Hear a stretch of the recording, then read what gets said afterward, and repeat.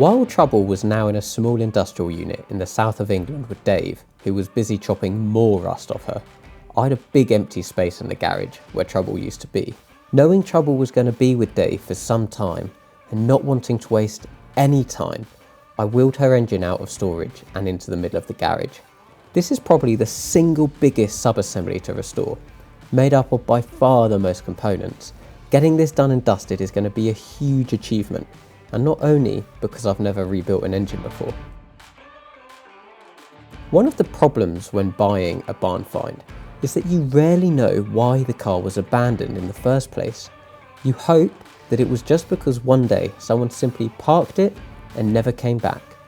But there is always that small worry that there could be a more sinister reason as to why the car stopped being driven. By crouching down and getting both hands on the big bottom pulley of the engine, I could turn it over, so I knew Trouble's engine wasn't seized, but that didn't mean I was in the clear. What I didn't know is what other surprises might be waiting for me in the combustion chamber or crankcase. Something that made me feel nervous, there were signs that someone had once taken the engine out, but decided to put it back in. Why? What did they find? There was only one way to find out, by stripping it down. There isn't really a particular order to strip an engine, but some pieces have to come off before others. I started with the fuel lines, and my confidence was immediately restored when I undid the first fuel pipe banjo bolt on the fuel pump. Look at that. The engine may have been rusty on the outside, but the threads on this banjo bolt look brand new. I don't think we need to rebuild this. Should I just put it back in? Should we just put some fuel in and a battery? Yeah, we're going to get dirty in there. Maybe this won't be as bad as I feared.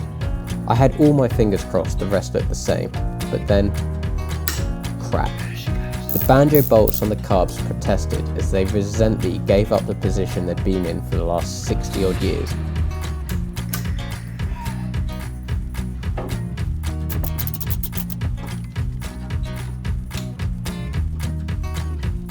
One fuel hose.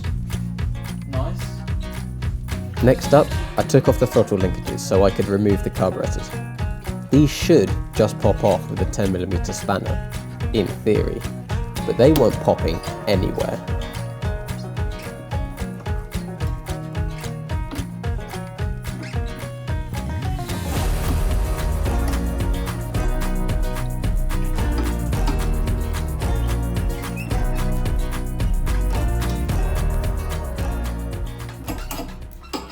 The manual says pop the ball joints off.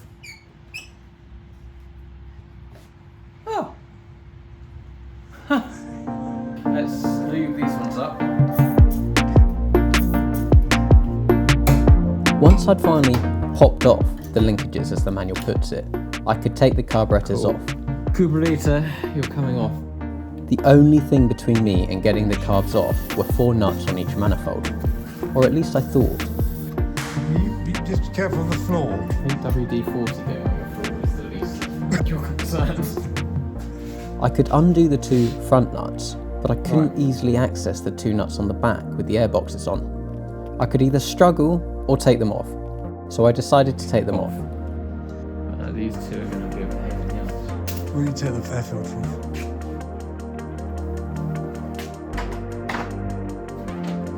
Although, I have a confession. My dad may have already undone these air filter nuts. And I'll tell you how I know he's already undone them. It's because one of them is no longer attached.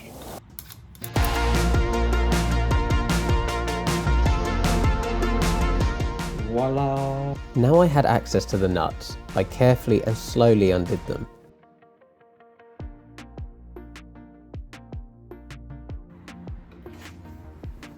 Once I'd undone all 4, I could then lift the carb off. Here goes.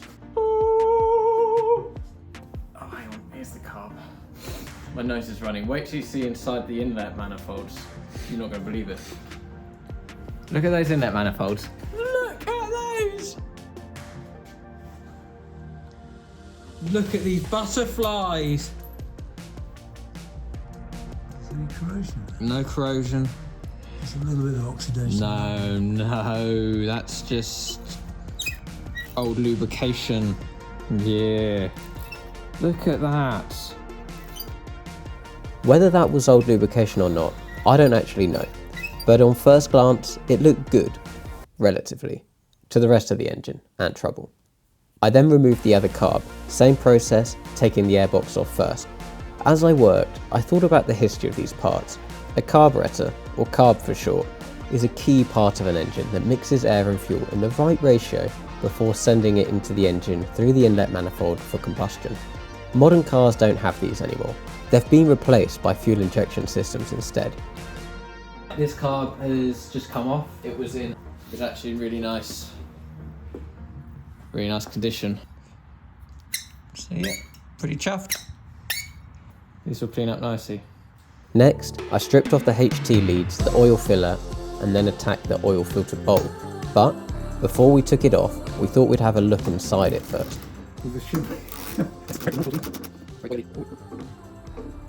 Sprung. At least we tried to. The filter bowl lid did not want to come off. No amount of twisting, pulling, or sheer brute force would convince it to budge. My dad watched me struggle and laughed as he checked the exploded diagrams we printed off. Confident that the lid did in fact come off, he used a piece of wood and a screwdriver to lever it off. Whee! Look at that. What's going on in there? There's a spring. It's like a jack in the box. God, don't get oil everywhere. Not on the garage floor. Jesus. Oh, God. Smell good? Castrol off? It does. It's a bit of carbonised, but It's not bad. there's no water in it. There is quite a bit of oil in there, so maybe we should drain the engine. Is it? Oh, glorious oil. Liquid black gold. What do they call it in America? Surprisingly, or unsurprisingly I guess, the filter bowl was full. Not following any manual, we realised it would be a lot easier to undo the filter bowl clamp and oil lines without the coil on. I first undid the coil clamp from the cowling, leaving the coil in the clamp, and then disconnected the electrical connection to the distributor. With the coil off, we then undid the oil pipe unions, starting with the inlet pipe to the oil filter. These were the last things to remove before we could take the oil filter bowl off.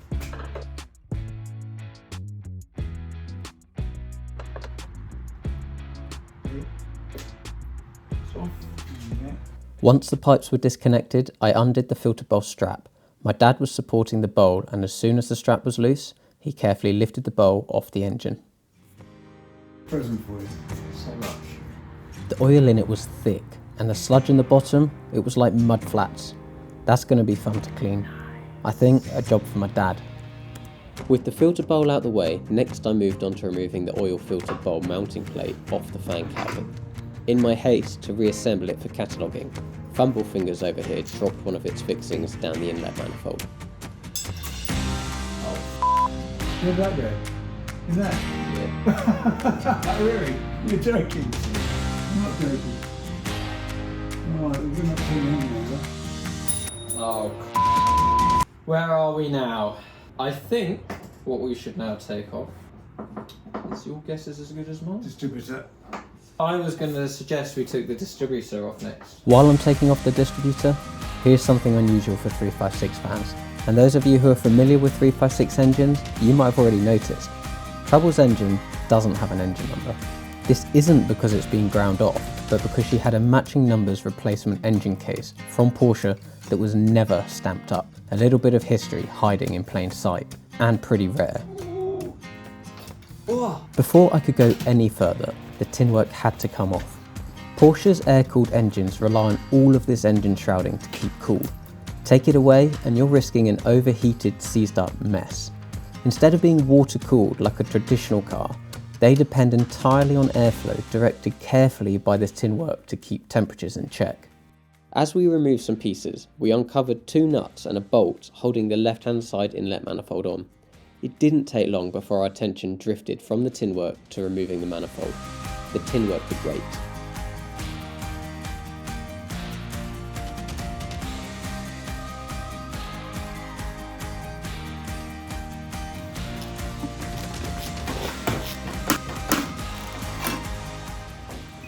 Nice. Once the manifold was off, we then removed the remainder of the tin on the left hand side and started the same process on the right.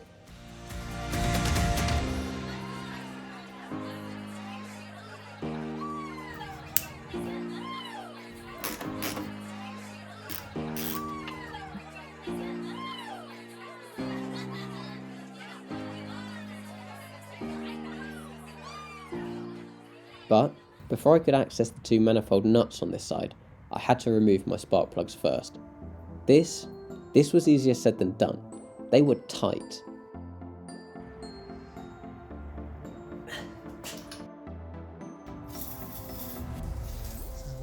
I was thinking to myself, please don't shit. Drilling a spark plug out of a cylinder head was the last thing I wanted to be doing.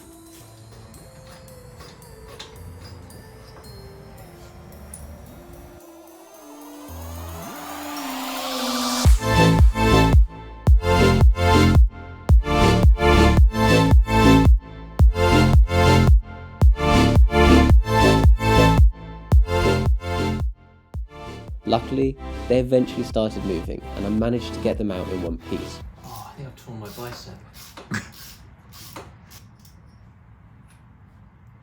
Bosh. Got them out. Exhausted from battling the spark plugs, but back on track. The manifold fixings came off next, but the manifold didn't. It didn't want to move. It was stuck, and really, really stuck. But maybe yours is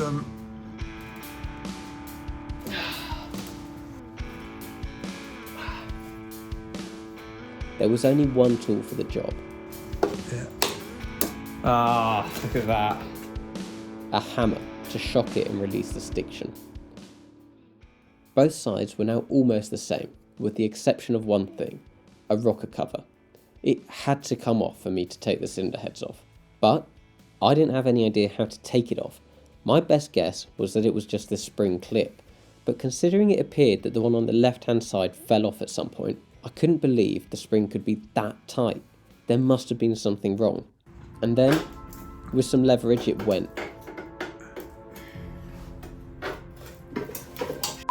I wasn't ready for what was hiding behind it. You'd never seen something so beautiful. Oh my goodness. The rockers and rest of the rocker gear looked brand new. It was a nice glimpse of what the left hand side used to look like. A moment of hope. The next rusty thing to strip off was the fan cowling. But before I could just take that off, I first needed to remove the generator. There are two ways to do this. You can take the fan off the generator first, then undo the generator mounting fixings, 4 screws and a retaining strap, and wiggle it off of the fan belt. Or you can undo the fan belt pulley, take the belt off, undo the generator mounting fixings, and then take the generator out with the fan attached as an assembly. We decided on the first approach and tried to take the fan off. It should have been straightforward, but it wasn't. We had to find some way to resist the rotation of the generator axle as I tried undoing the nut on it. The generator is driven off the crank, so we thought if we stopped the crank rotating, that would also lock the generator too. My dad put a jemmy into the starter ring on the flywheel, braced it against the engine stand. This locked the crank in place, stopping the generator from turning. I grabbed the biggest breaker bar we had and put it to work. Pushing with everything I had. What's going on up there? It's the belt. So do we need another